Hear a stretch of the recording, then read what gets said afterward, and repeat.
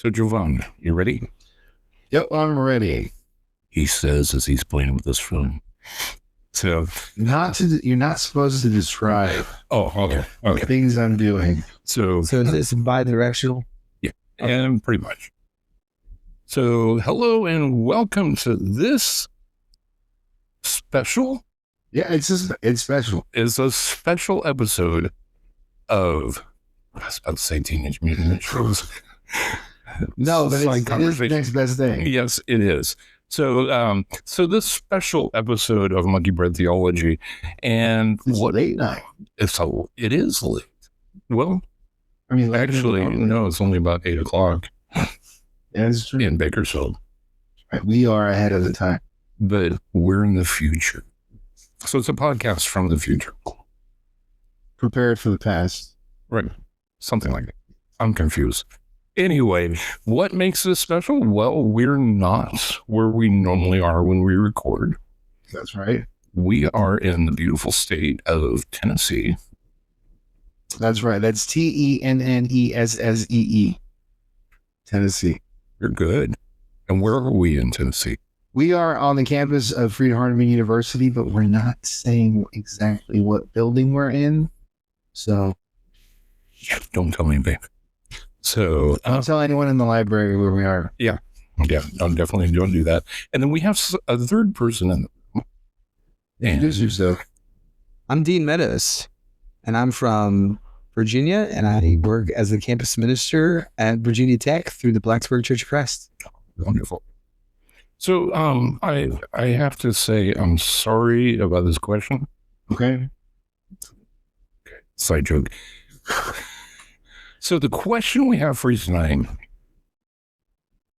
is, what is apologetics? That's a really great question, right? Yeah, what are we apologizing for, Jovan? Yeah, we're apologizing for nothing. Yeah. Well, okay. So apologetics, it is a discipline within theology in which we make a positive case for things like the character of God, the nature of God, why we believe the Bible is God's word. There's a number of tend to add into this sort of category. But there are a number of other elements, like there's scientific interests, there is philosophical elements to it. And, like what kind of things that we would talk about on that end, Dean? Yeah, so you talk about positive cases for the existence of God. You would talk about something like how do we know that the Bible is historically reliable? We'd also talk about something, is the resurrection a historical event? Right. Is Jesus a person of history? Mm-hmm. Other things you might talk about would be ethics. Do objective moral values and duties exist? And if they do exist, what's the foundation for those things? So those are just some of the major topics in this area of what's called Christian apologetics. And one of the illustrations that I like to use when someone asks me what apologetics is, I just say, well, have you ever seen the talking heads on TV at news or sports? And then someone asks the question like, who's better? LeBron James or Michael Jordan? If you got one person on one end arguing for LeBron, another person arguing for Michael Jordan, they're making an apologetics argument, a case for why their person is the best player of all time. So it's not something that's completely foreign to everybody. You see people debating public policy on Fox News or CNN. They're making a case for why they believe their policy stance is the correct stance for all people to follow. Right. So apologetics in a nutshell, right, has to do with us making positive cases for specific areas of our faith system, our values, our worldview, which, like Dean was saying, we see it all the time. We do it all the time. We just don't call it an apology. Right. So maybe a little information as to why we even use the word apologetics or apology. Like Justin Martyr in the 2nd century, he was a Christian writer, kind of church leader, and he was known for his book, The Apology, right? He was making a case. But it goes back to a Greek word, apologia, and the word itself is a defense that would be used typically in a court case, some sort of speech that might be designed to represent someone's positive case for being innocent, or that their case, for example, holds what we might say holds water, that maybe they didn't do what they are being charged for or whatever it might be, but it would typically be used in that legal environment. You might think like an opening statement as to why someone is innocent and why you should accept what they're saying. But when we read the New Testament, we begin to see that language, that word, gets used in situations in which Christians are not necessarily in a legal environment, but they must give an account, give an explanation for their hope and faith in Jesus. 1 Peter chapter 3, verse 15 is of one of these founding verses that talk about that we are to give a reason or defense for the hope that we have in Jesus Christ. And of course, there, the context of 1 Peter is these Christians in the east part of the empire are going through a number of social persecution. There's nothing official. There was no official policy going on in the first century in that area, but they were experiencing like a lot of tension in the community. And so Peter, who is writing to them, talks about be good citizens. If you suffer for righteousness' sake. Don't suffer. If you suffer because you're doing the wrong things, right, it's not going to matter. That's on you. But, suffer like Jesus did. And he appeals to Isaiah 53, that we would be like Jesus, who like sheep are led to the slaughter and we don't open our mouth and those sorts of things. And then he starts talking about, therefore, be able to make your case as to why you have hope in Jesus, because you're living differently. And so people tend to, at least in the ancient world, in the Roman world, have a really funny sense of what are you doing? Why aren't you going with us to the festival? Why aren't you going to us to support the local god? Well, how come you're not buying little figurines and all this stuff? So, and worshiping them at the temple or going to the temple prostitutes or whatever it is that they did. And Peter has to go off and say in chapter 4, when they think it's strange that you don't run off with them in the same excess of riot. Well, that's in King James right there. But the point is, they think the Christian life is strange.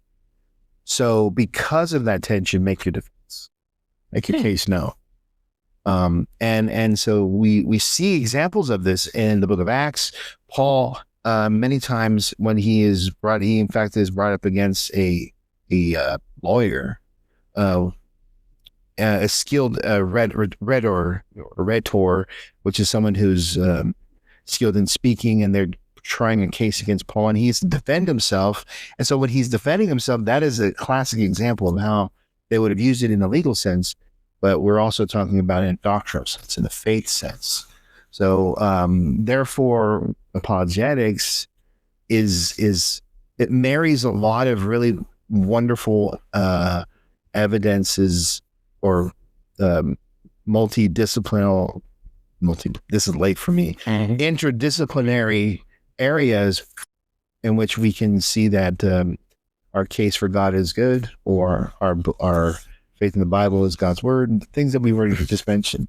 Is it theology as a whole, or is it like, we've talked before, obviously we're with the Church of Christ. Sure, yeah. Do we get like Catholics that are... Is it? Yeah, there are apologetics on the whole quote unquote spectrum of Christian, faith. You have Baptist apologists, you have Catholic apologists, you have all.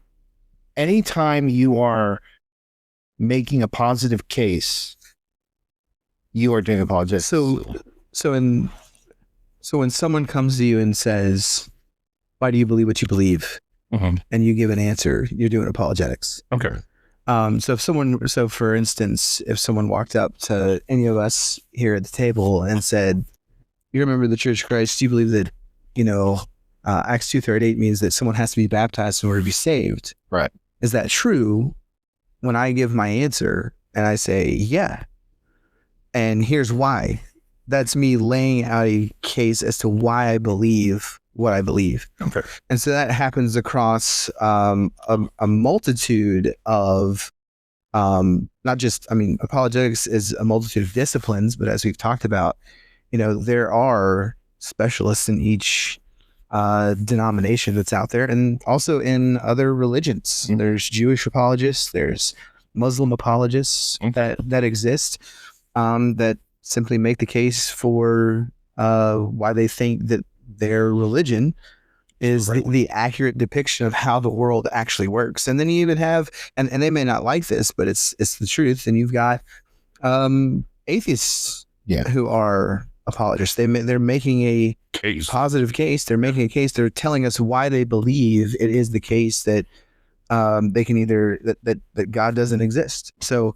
apologetics, as Giovanna just said, it's not this like little small niche kind of thing that only brainiacs take part in, but everybody does that, across a multitude of religions and across a multitude of disciplines. Yeah. Right. And so we tend to get confused sometimes, trip on the word apologetics, and part of that has to do with we associate apologetics with the word apology in the more modern sense, in which we're saying sorry for our faith, and that's and that's not again one of those areas that that's what it's about. It would be like me saying, "I'm sorry, Dean, but Jordan is the better player." Yeah, well, I would say that Jordan is the better player. Well, so we'd agree. Just starting with it, I'm sorry, but yeah. I know. I see what you're saying. That was one that came to mind. So, but just to go back to something, there are different areas of apologetics, and as I was saying, apologetics is a type of theological reasoning. Okay, but it's interdisciplinary because we do go into all these different areas.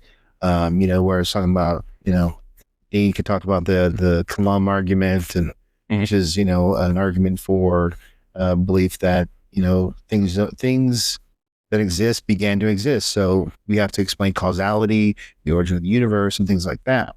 But that's a philosophical argument, right? Anyone who has that sensibility can make that argument. It's not a specific Christian approach. Okay. But when you start talking about Christian apologetics or the older word phrase was Christian evidences, right? Okay.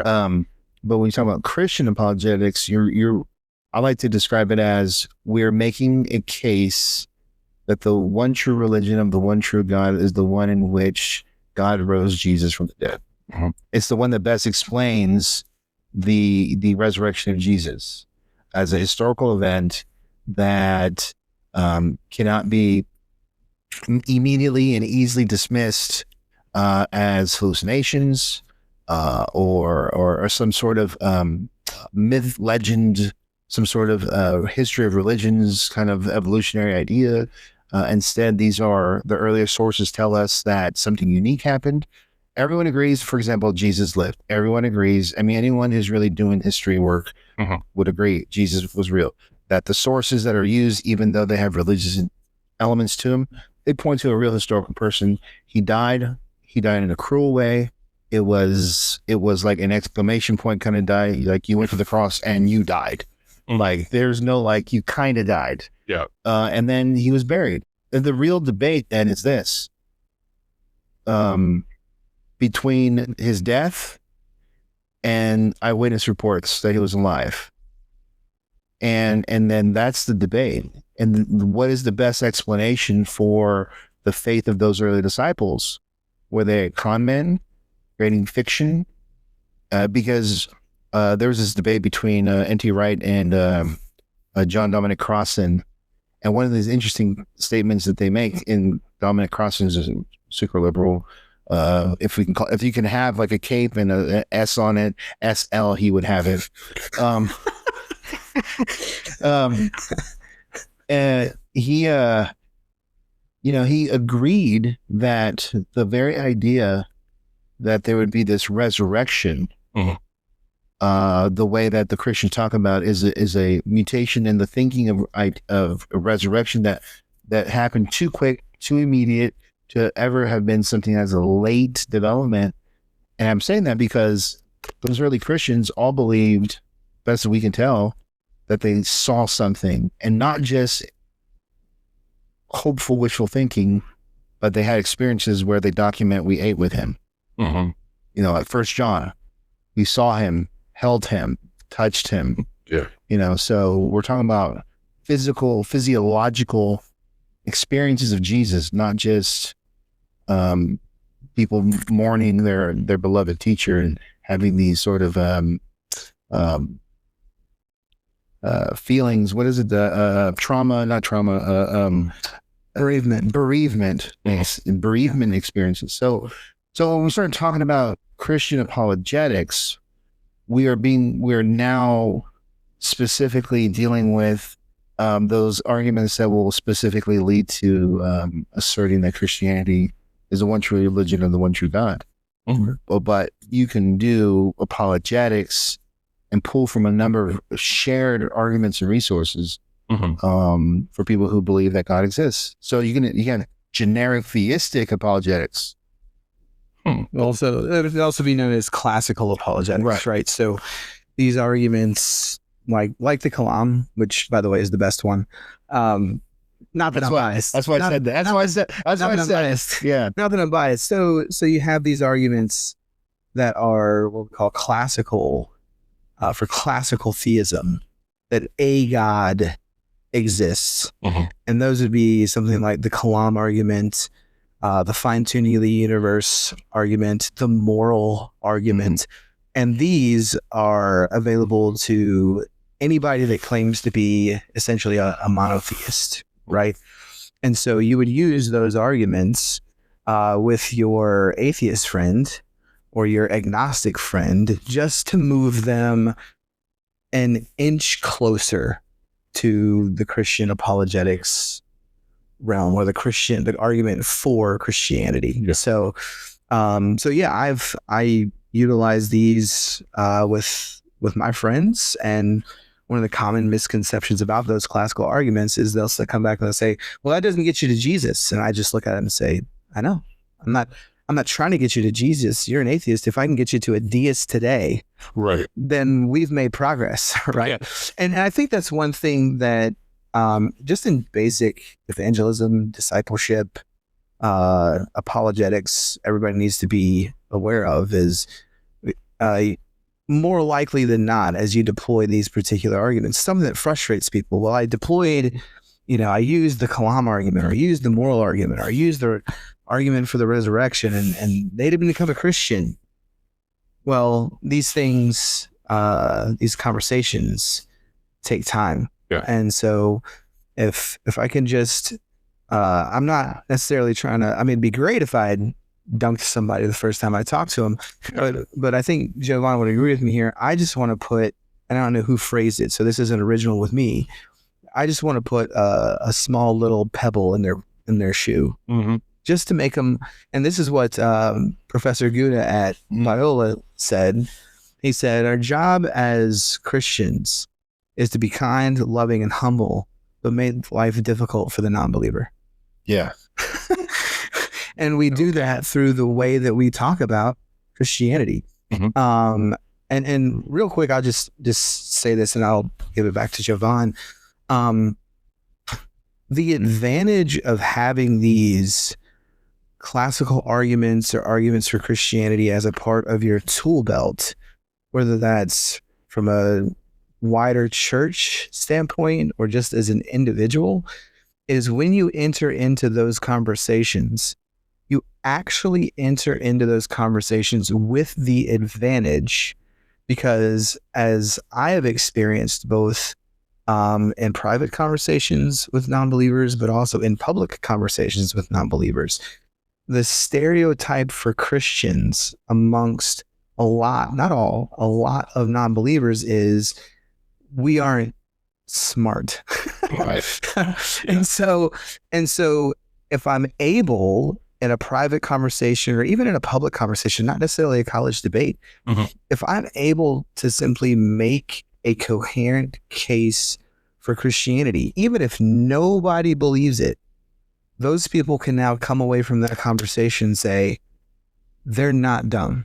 Right. Like they have thought through why they believe what they believe, because the common notion is, well, Christians only believe what they believe because they went to church on Sunday, or because, they said it was in the Bible, or that's the way that mom and dad raised them. Right. And I'm not saying anything against that, but I am saying it makes a significant impact on somebody when that's the stereotype, and then they come away from that conversation going, that person's thought through why they believe what they believe. They're just not adopting something because it's been passed down from generation to generation to generation. And that's the beauty of this particular discipline of Christian apologetics. Yeah, I agree 100%, because I think we have short-circuited our mission as Christians at times, thinking that if we have all the right arguments, have all the right words, that we would immediately convert the person we share them with. And I think that doing that or having that assumption can lead to really big disappointment, and sometimes go, well, are these arguments really good? And the reality is they're really good. It's just that, guess what? Free will is free will, and the way a person processes arguments is we can't control that, and we shouldn't try.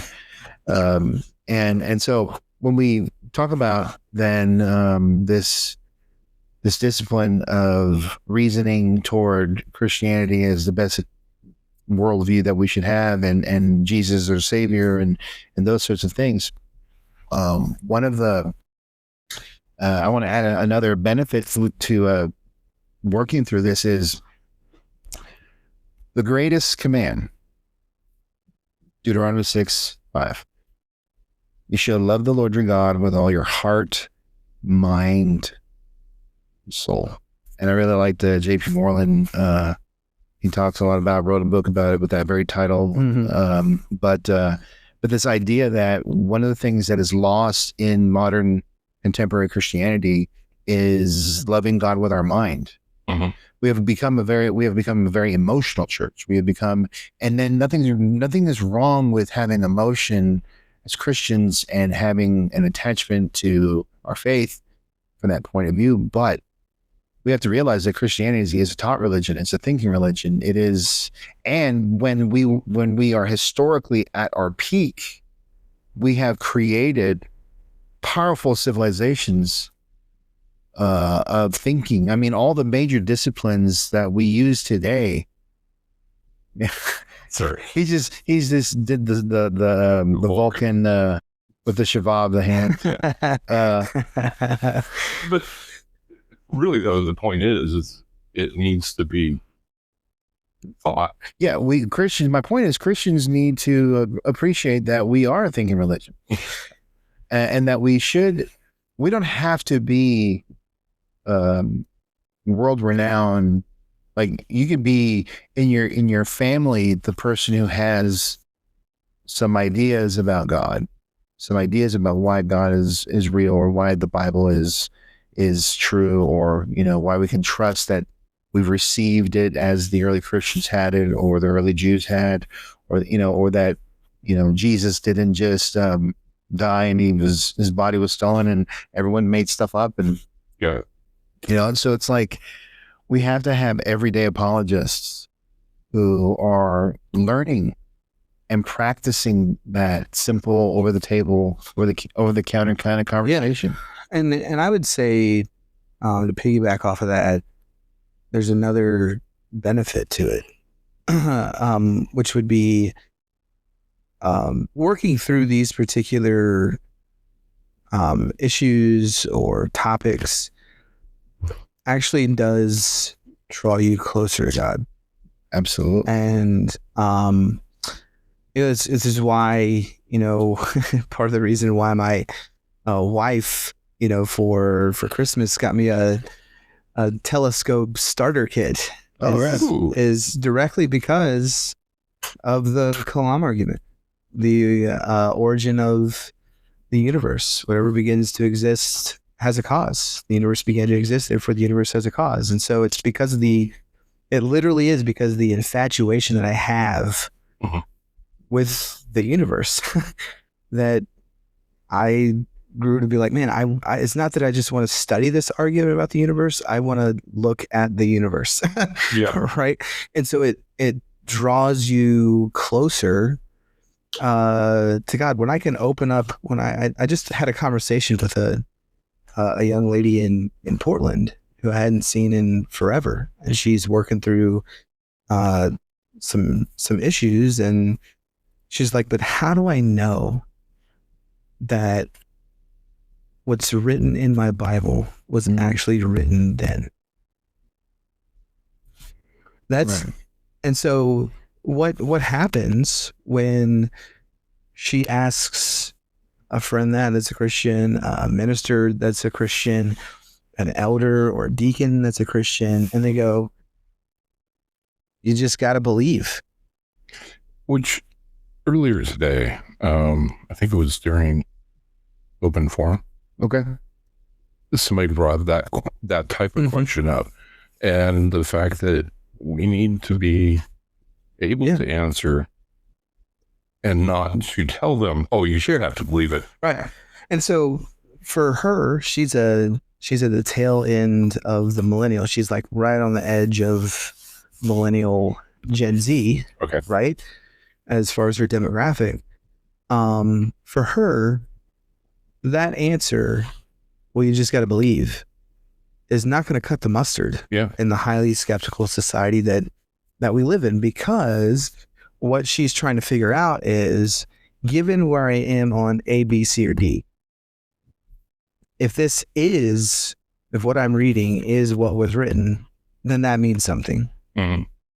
But if it wasn't, that also means something. Right. Right. And so I think it's a benefit because it draws you closer to God. But I'll speak it from a father standpoint here too. I can't guarantee that any of my 4 kids are going to remain faithful their whole life. And there's no way for me to guarantee that. Right. But we've made it our mission as a husband, wife, to say they may one day choose not to be Christian, but they won't do it because mom and dad weren't prepared for the questions that they had. Great. And so it will be a choice of theirs, but it won't be because they came to dad and said, Dad, how do you know that God exists? And dad just said, well, it's just kind of what I was raised with. Yeah. Right. And I'm not trying to demean parents that give that answer, but the younger generations that we encounter are great because they ask questions. Right.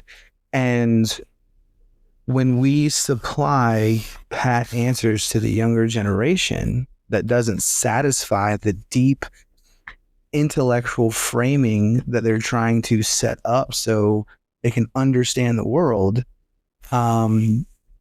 we set them up in a real way to be consumed by culture. Yeah. Right.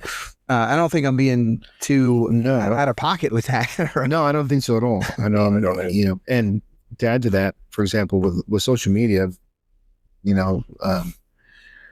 we see a lot of old arguments that have been debunked, like over and over.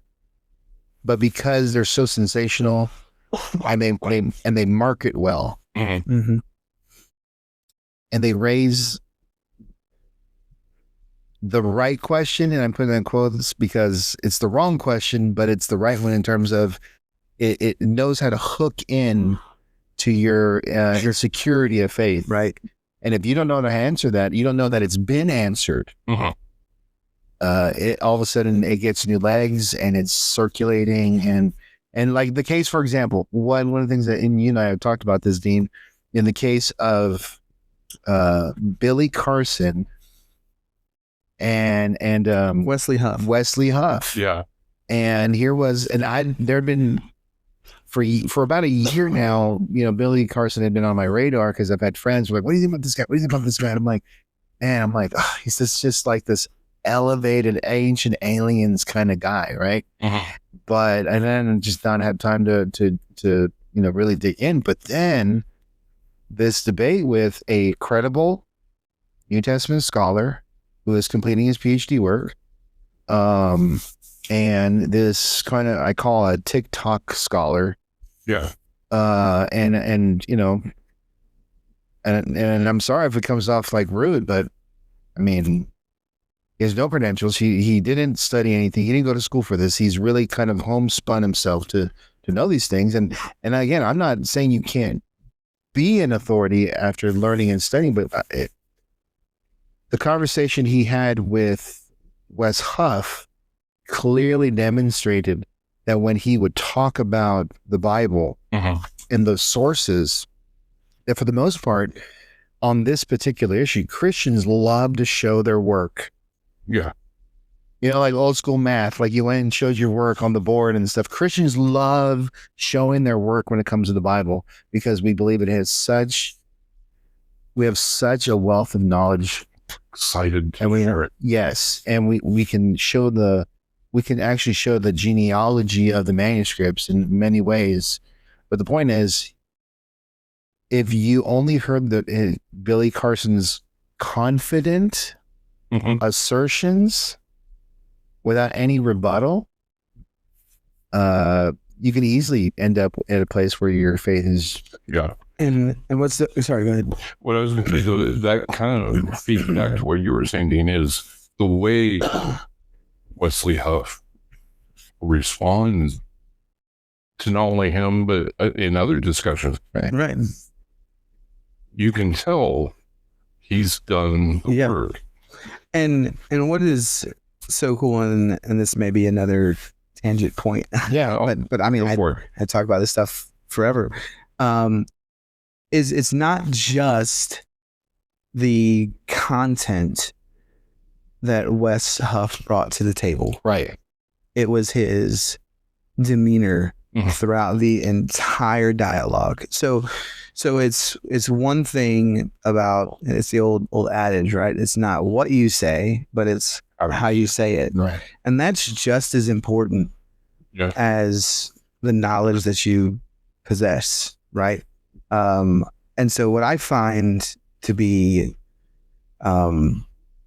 super effective with people is clearly, I think Wes Huff knew probably from the minute go that he was going to tie this guy in a knot. But what I appreciate about Wes in that conversation is he was humble throughout the conversation, and he never dropped a arrogant anvil on that guy's head, which allowed him to then, right, because of that debate, do something that I thought I would never really see, is Wes Huff then's on Joe Rogan. Yeah, the Joe Rogan. And talking with Joe Rogan. That's 3 million people. Isn't he like the number one? Like number one, number two podcaster. And so it's not, and I don't know Joe Rogan personally, but I think Joe Rogan wants people who are going to come to his show and have a respectful dialogue. So that was really cool. Which I think also, I'm glad you brought that one up, is as far as what's been taught and what's real, P52. Is it P52? P52, yeah. Yeah. So where... I was like, B-52 is a bomber. But P-52 is a bomber all by himself. New Testament bomb all by itself. People were saying that which book? It's the Gospel of John. John Ryland's fragment. Was over 200 years past, so John couldn't have written it. Right. And that was kind of the... So one of the things that Papyrus, P-52, is a really powerful, even though it's just a fragment, right? What is amazing about it is it was part of a series of papyrus that were found, or papyri that were found and studied, and it it began to develop what was called the new look on the Gospel of John. This happened like in the 40s, the 50s, and the 60s. And there was this new kind of development because for the longest time, the Gospel of John had been regarded as a late book because its theology about Jesus as the Christ, well, it was so elevated. In other words, taking the approach known as history of religion, which is that religions emerge in sort of an ebb and flow, back and forth. Here's an idea or a thesis, and then here's a counterpoint to it, the antithesis, and from that you get a synthesis of ideas, and so it becomes this slow developing thing. So once you get Jesus, and he's a miracle worker, well, it's divine power. Well, maybe, and you begin to kind of go back and forth. They made an argument on this assumption that that's how religions evolved. And so John, being high in its Christology, that Jesus is God from the get, in the beginning was the Word, and the Word was with God, and the Word was God. John could not have been an early document. So what happens is this idea is flourishing for a good maybe 200 years, let's say 200 years. Meanwhile, these papyri are discovered, and they pull John through material evidence to the early second century. Mm-hmm. And there's still sometimes a debate, but even if you gave that papyrus the middle of the road worst date, like middle of the second century, you're still dealing with a fragment that had traveled right from its original source, and it being young enough, so to speak, that it could, in theory, be either one of the first copies, or even to some degree an original. Right. And so that we've known about at least since the 60s and 70s, at least. Mm-hmm. And yet it's one of those things that no one tends to talk about because it's inconvenient. And yet when you realize that the Gospel of John is in fact a first century document, now you're pushing the conversation even further back, that early Christians believed a certain view of Jesus that didn't evolve later. Right. And then we also have the sense that the Gospel of John wasn't doctored. Instead, we're testable. We're very certain we have the same words of the first century. And because of that, I think at least what Wesley Huff did in a very, very smooth, direct way was debunk something that's been debunked for a while. Dean? I mean, I got nothing to add other than that was a great, synopsis of P52 and kind of fitting in it with what Wes Huff did. I guess, one question that I have for you, John, is I don't know how long you've been at the discipline of apologetics, but one question that I actually came into the room prepared to ask you is, what do you what do you think? Well, first, how long have you been doing apologetics, whether that's personally or academic? I think apologetics appealed to me very early on in my Christian life. So, I began reading C.S. Lewis early on in my Christian life. So I've been probably just reading various books off and on for at least 25 years. Man, you're old. I am old. I'm just kidding. Yeah. So for example, apologetics played a really big role in the church that I was going to. We read, apologetics press books. We read Wayne Jackson. We read people that were interested in trying to make a good case for the Christian faith. And I picked up C.S. Lewis on a whim. I didn't know who he was. I just said, wow, Mere Christianity. At first I was like, Mireille? What is Mireille? What is Mireille? Yeah, Mireille Christianity. Interesting. And then I opened it up and I started reading and was like, oh, this is kind of cool. And I read it just not knowing who he was, but it was very winsome. And it was important for me because growing up in San Francisco and having a very secular environment, a secular worldview, and it was very critical for me to begin to go, no, this is something that is reasonable. You know, like if you read C.S. Lewis, you can demonstrate very clearly that he makes a very interesting argument talking about, you know, morality and how morality points to rules and rules points to wrongs. Mm-hmm. And if you're right, you're right. If you're wrong, there's no way to fix it, you know. And if you don't have a way to fix it, then you're in a horrible place. And he pauses and goes, I have purposely not gone the traditional route about Christianity and Jesus and this, because we have to first understand the problem and know why we need a solution to better appreciate why Christianity is the solution.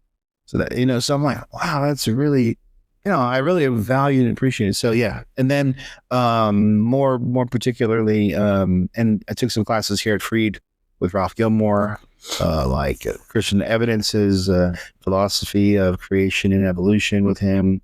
And so just kept pecking in. And then I got my, you know, master's at Viola.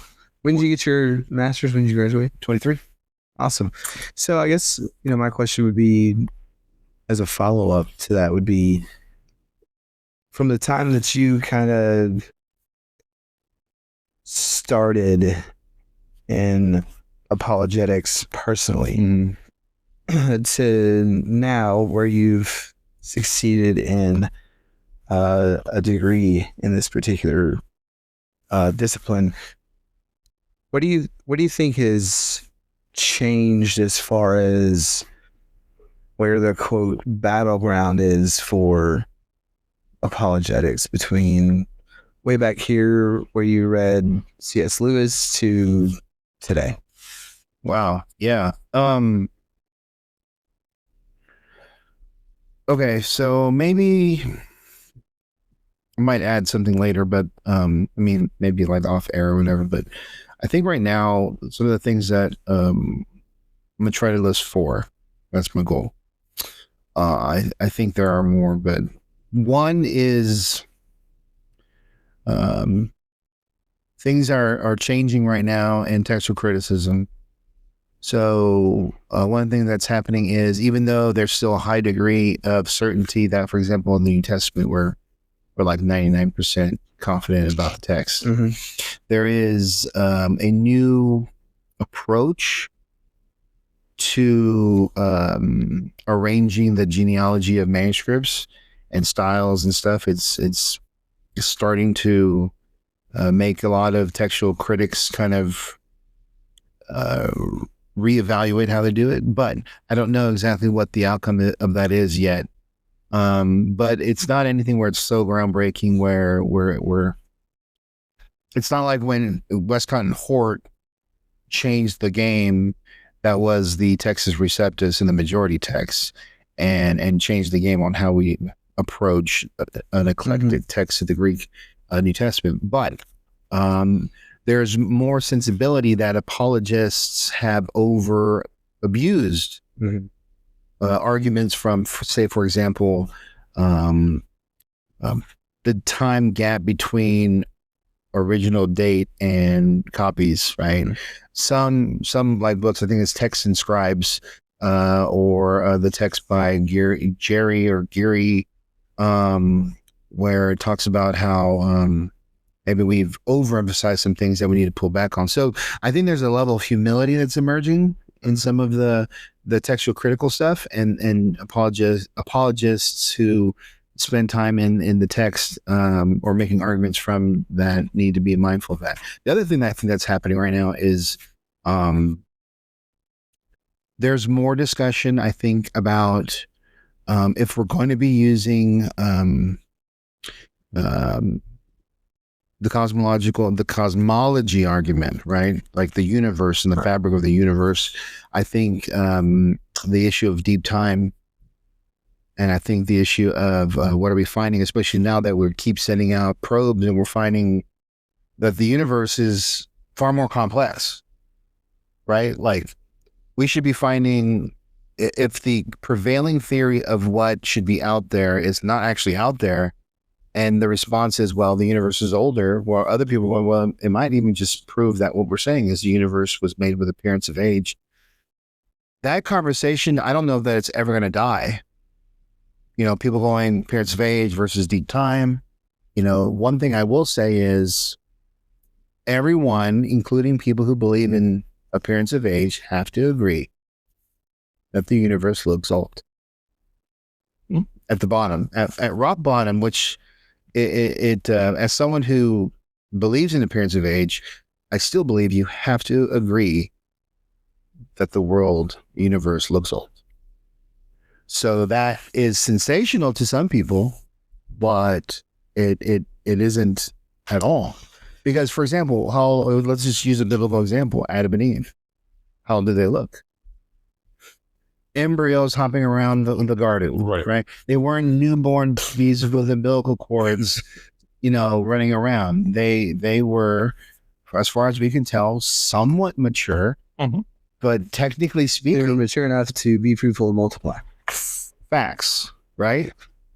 So the issue is they looked old, they looked mature, but they weren't. I mean, to that degree. And yet, we tend to get upset with each other in the field. And I think this is one of the issues I'm seeing, is that I think there's more people starting to realize we might have these disagreements, but it's not because we don't believe in God. We have these disagreements, but it's not because we have different evidence. It's the issue of how do we appreciate that we are approaching this from two different assumptions, and so I think that's one. Like, the work of Hugh Ross. Yep. There's that going on, and what's his name?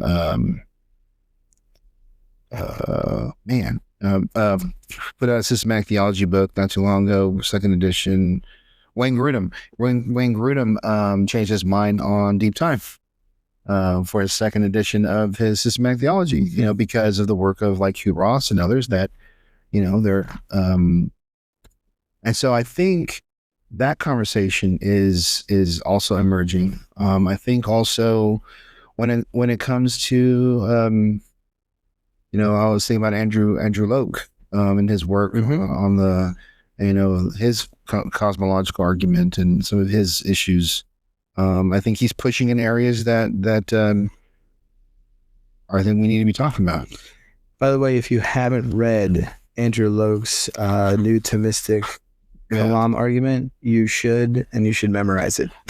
That's my whole text. Read the whole text. That's my plug. And if Dr. Loke ever hears this, I'll expect a royalty. That's Dean Meadows. Dean Meadows.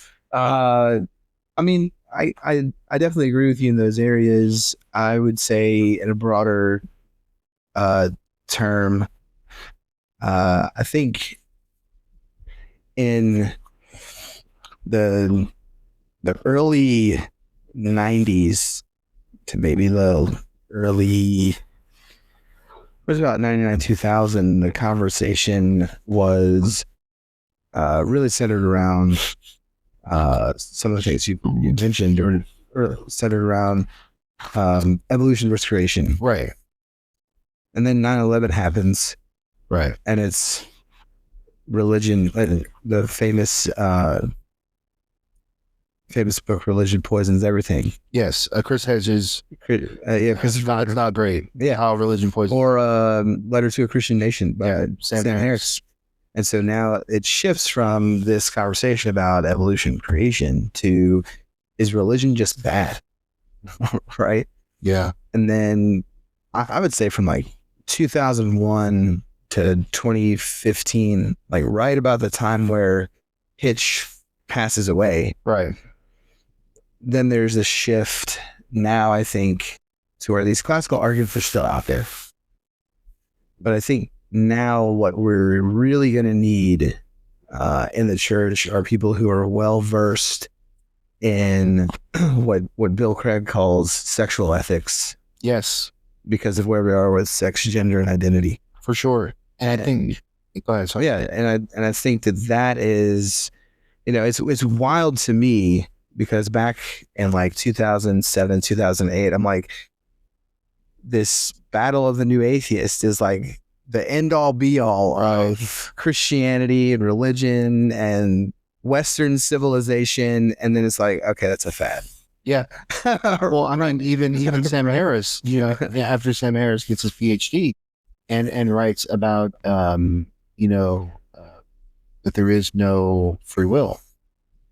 He basically cuts himself out of the conversation of morality, in my opinion, because if you have no free will to make choices, you just dance to your DNA, like Dawkins says. Right, exactly right. And so now, and this is the point. Or to do like Alex Rosenberg said in his book, The Hitchhiker's Guide to the Atheist, he goes, just take some Valium, you'll be fine. And so to my point, I think now where we're gonna have to be very educated in is not just this is what the Bible says about correct sex, gender, identity. We're going to have to utilize some of these other classical arguments to establish that you are made in the image of God. And if you are made in the image of God, then these things about value and purpose and meaning and identity and what God wants you to do with your body, those things are always consistent and they don't change. Right. They don't, and I don't mean to be mean about this, but they don't change just because your personal subjective feeling about yourself may fluctuate. Right. Right. And I don't mean to take anything away from people who are in the LGBTQ plus community, but that's like, having just done Equipping Week up in Portland, that's the biggest eye opener for me. As that's where it's no longer, oh, well, we're trying to get atheists to deism and from deism to Christianity. Right. It's we're utilizing things like, does God exist, so that we can have meaningful conversations with people about who they are. Exactly. Are we Carl Trueman in his book, in two of his books, one on Strange New World, and the bigger one. But anyways, Strange New World, he has a chapter called Liquid People. And the whole point is that if you are liquid people, essentially means we are what we make of ourselves to be. We are not static. Okay. We are liquid. So to use the Bruce Lee statement, you pour the water into the glass, the water becomes the glass, right? You put the water into a pitcher, the water becomes the pitcher. But we get to self-determine, and there's this odd thing that we get to self-determine ourselves because creation or the universe, the world, we're supposed to transcend the limits of nature. And that means at the end of the day that our subjective experience reigns supreme. Well, if our subjective experience reigns supreme, then everything about us is a construct, or we can treat everything as a construct. Mm-hmm. And this becomes a fundamental problem because what ends up happening is we approach these topics from a moral, religious point of view, which used to be at least appreciated as a consistent worldview of a high morality. But now if a Christian says, well, homosexuality is a sin and it's wrong, we are now bigots. Right. We're no longer at the table of the conversation as equals, and we have to be able to explain why having a subjective experience that we all do have, right? Mm-hmm. But when we view everything through a subjective experience, then everything is a construct. And if everything is a construct, nothing matters. Mm. Because if everything is liquid, it's like, to use a Ralph Gilmore statement, then it's like nailing Jello to the. I love that. Yeah. And so I just think that, Well, I think you're absolutely right. minds, we shouldn't be surprised when people find that our Christianity is strange, Yes. as you talked about Right. in the opening of the show. And that's just like, if we as Christians don't get on board with this particular discipline, and we don't make it, and I've been maybe not like with a megaphone shouting it, but if we don't get on board with making this particular discipline the lifeblood of our churches, we're not going to be able to adequately address the topics of the day. And what we're setting ourselves up for is we're going to allow our young people, our sons, our daughters, our students, our college students to be taught these things by the world. Right. As if they already aren't. Right. But yeah. Which actually brings up the question, though, is, I mean, obviously I didn't know much apologetics, sorry. I apologize. But I'm sold on the idea. Why isn't it accepted more? Oh man, look at the time. I'm for this episode to be over. No, I'll go ahead. I'm a guest. I'm okay. Bread. So if this gets bad heat, then no, I'm just want to invite me back. I really think where we can. Why isn't it? I think there's a misconception about apologetics that you got to be a brainiac to do it. Okay. These are just for people that want to have a master's or have a PhD and like to be brainy about stuff. Well, that's just not the case. Like in the classes that I've taken at Biola, I'm sure you've taken at Biola, there were brainiacs there, but there were moms, there were dads, doctors, there were teachers, there were lawyers. In our class, you had construction workers.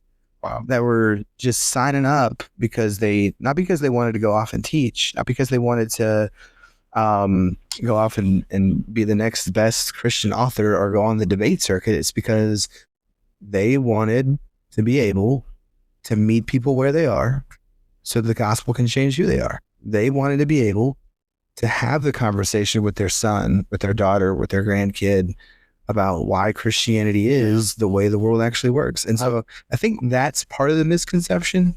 And I'll get on my high horse for a second.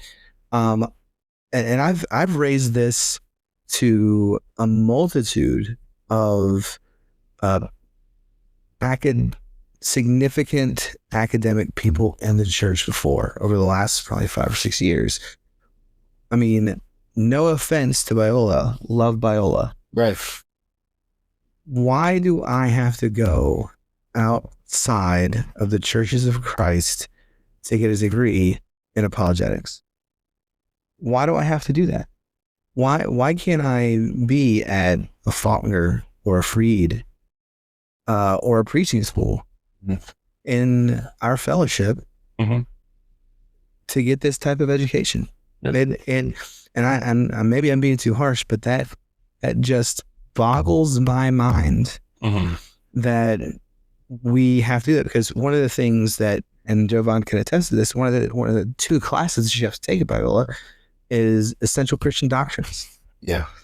And I'll just leave this out in the open air. Nobody has to answer it, but you think they're teaching Acts 2:38, baptism for the remission of sins, in essential Christian doctrines that are primarily Baptist school?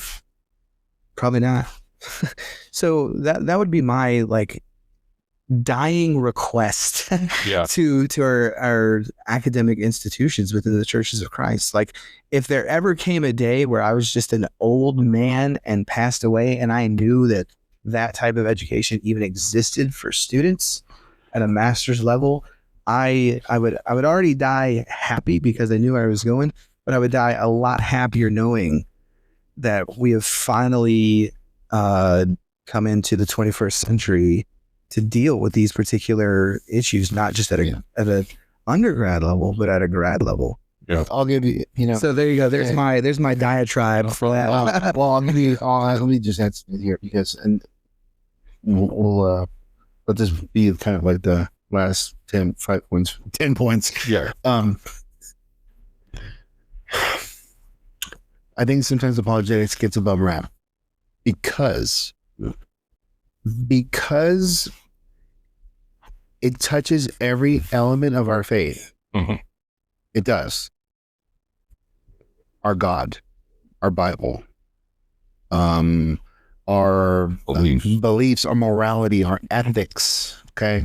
So it touches everything. Sometimes there have been people, and not Dean here, but there have been people who have pushed apologetics down everyone's throat, trying to get everyone into these like debaters and these like heroes of faith, right?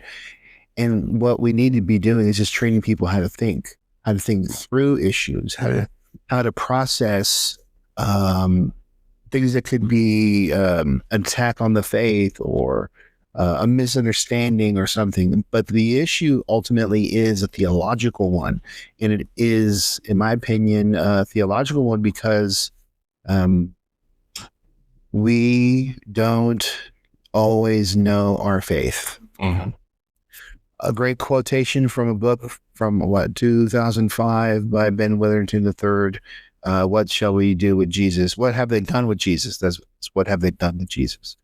And in the intro, he says, we today live in a Jesus-haunted culture. We live in a biblically illiterate and Jesus-haunted culture. And he goes, and in that context, in a context in which we don't know the Bible itself, nor in its original language, anything that is spouted out can pass as truth. Yeah. And we won't know how to handle it. But ultimately, it's there.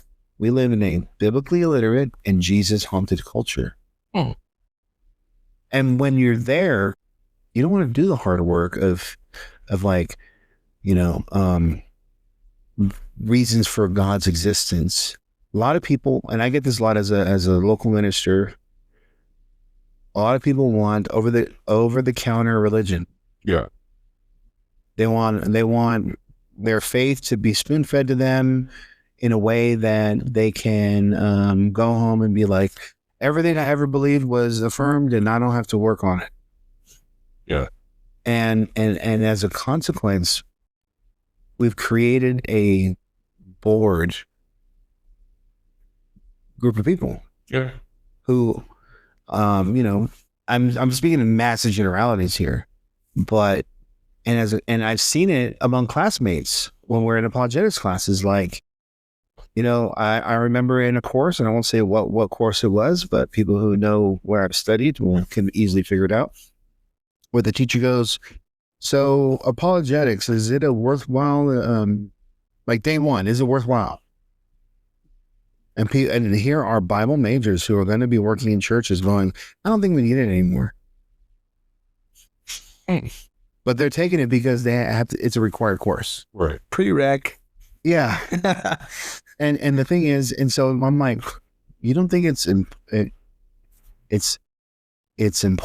And it has to do ultimately with, we have created a situation that is ripe for deconstruction of faith. Okay.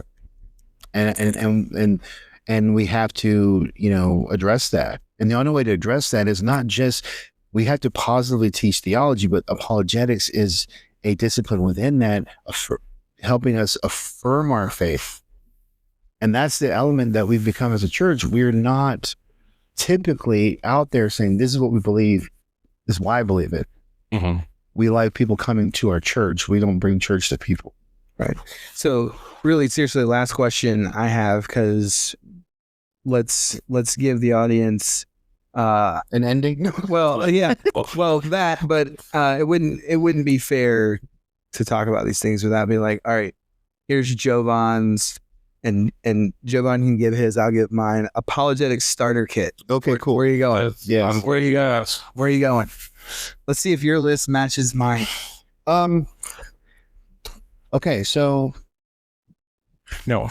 yeah. You're going to put in there some good resources, places to go to learn more about apologetics. Sure. Yeah. Sure. All right, go. You know, I really like Sean McDowell's edited book, Is God a Invention? We are 1 for 1. I kid you not. first book off the list. Okay. It's got a human invention. Yes, he's got it. So, Sean, if you're listening, you've made an impression. Yeah, sure. I also think he's got it. One out. We're 1 for 1. Okay, So, if you bat 30%, you're a Hall of Famer. oh man, no pressure. I think in terms of dealing with questions that are related to the existence of God, that book with Sean. I also think that there's another edited book, and this one is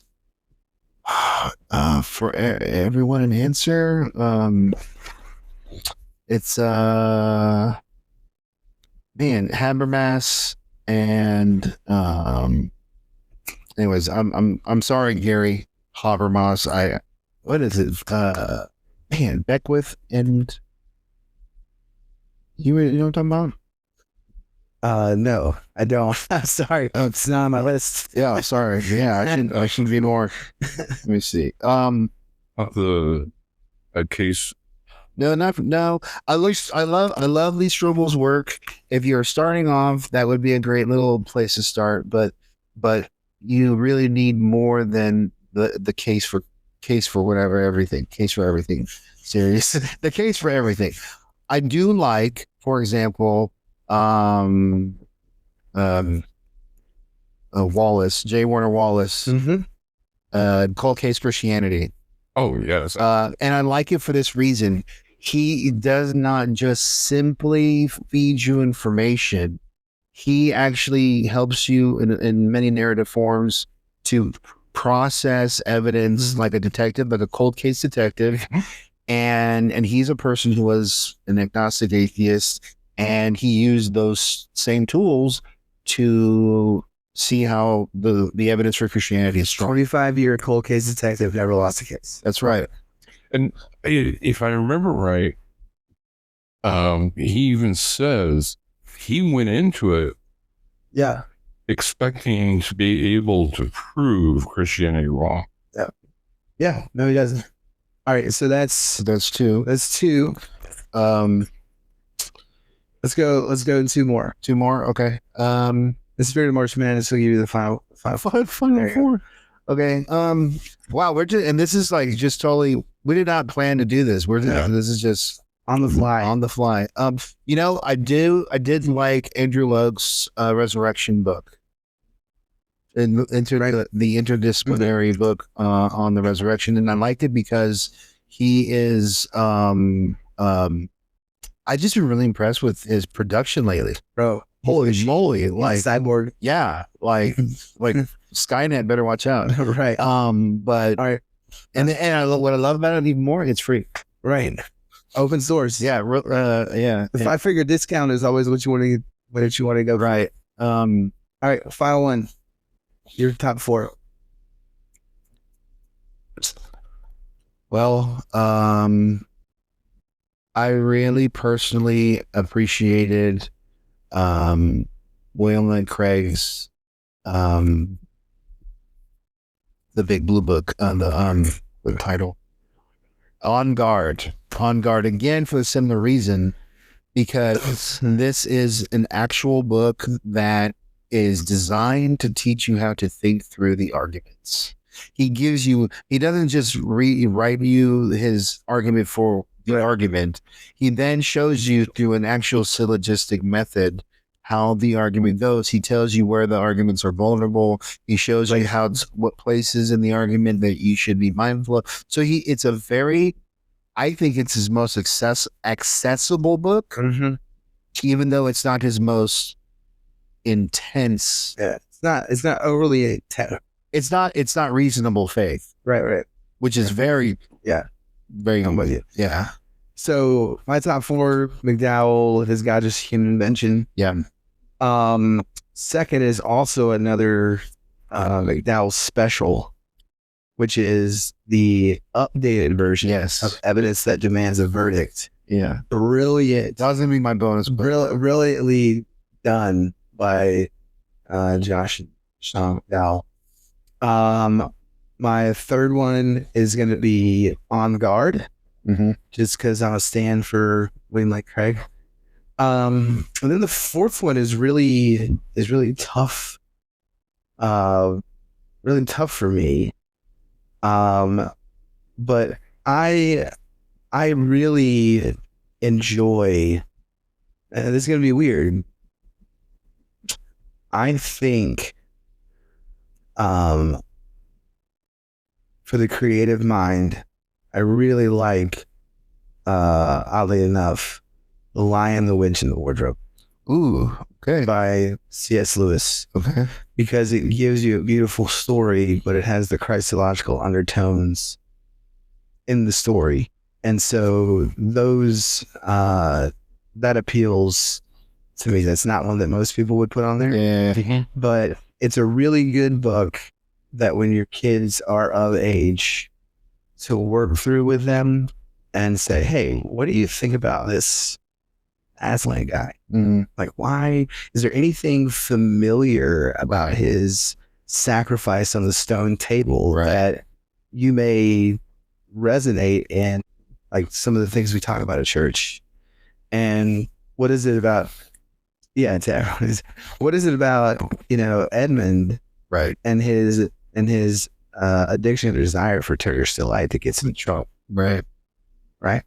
I think that's just a really good walkthrough with your kids. So those are my top 4 for your apologetics starter kit. And so you can obviously get all of these on Amazon, right?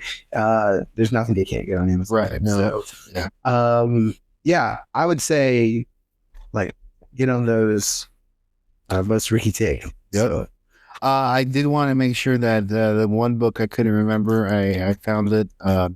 It's To Everyone an Answer, edited by Francis Beckwith, William Craig, and J.P. Moreland. Nice. It has kind of like everyone who's written in there has their, like, the argument they're known for. So that's a really great strength of that book. So, all right. So, Dean. Yes. Shout outs. Anything? Shout outs. Thank you to Freed Hardeman for having everybody out for the lectureship this week. This podcast right now wouldn't have happened if they had made the mistake of inviting me. So shout out to Freed Hardeman. Shout out to the students at Virginia Tech who came to Portland this past week. I'm sure that's going to be a podcast in of its own at some point, but I mean, responded amazingly. When you have somebody who's doing a PhD, who's a guest, who's a Christian, who's doing a PhD in philosophical theology from Oxford, say, I hope that my kid is as formidable as those students when he's their age. That is just like the ultimate compliment to the students. And then shout out to my wife Hillary, my oldest daughter Nora, my second oldest Ren, Amos, and Darcy. I love you guys. It's because of your ability to sacrifice that I'm able to do these types of things, and you are just a blessing from God. And shout out to you guys of Monkey Bread for allowing me to be a part of this awesome work and awesome podcast, and appreciate the invite. Yeah. Great having you. Hopefully that answers the questions. Yeah, hopefully. I think it does. We And if you felt like you were drinking out of a fire hose, just rewind and play it at faster. There you go. 2x. You'll really, Yeah. Yeah. and then as we always make sure to say thank you. Yeah. Thankful for the Ministry League network that we're on. Just appreciate that we get to be a part of a large consortium of podcasts and other resources. Make sure you download the app. It's free. You get songbooks. You get all kinds of marriage helps. You get leadership talks. You get scripture. Everything. I just can't imagine what's not on there. And the list of podcasts is just growing almost daily. So, make sure to check them out. If you have a question for the podcast, make sure to go over to monkeybreadtheology.com, and there's a spot there where you can ask a question. Comments and such, come find us over on Facebook. Yeah, make sure even though we do pop up on the Ministry League Network Facebook page, make sure you comment on ours. We tend not to be able to see the other ones. Right. So we want to make sure we might miss them. So we want to make sure. And we do turn your questions into episodes. So absolutely. Put your name down and we'll make you famous. Raise your hand. Ask your question. Thanks, guys. We'll talk to you again. That was a threat. Like, we'll make you famous. Dude, that was awesome.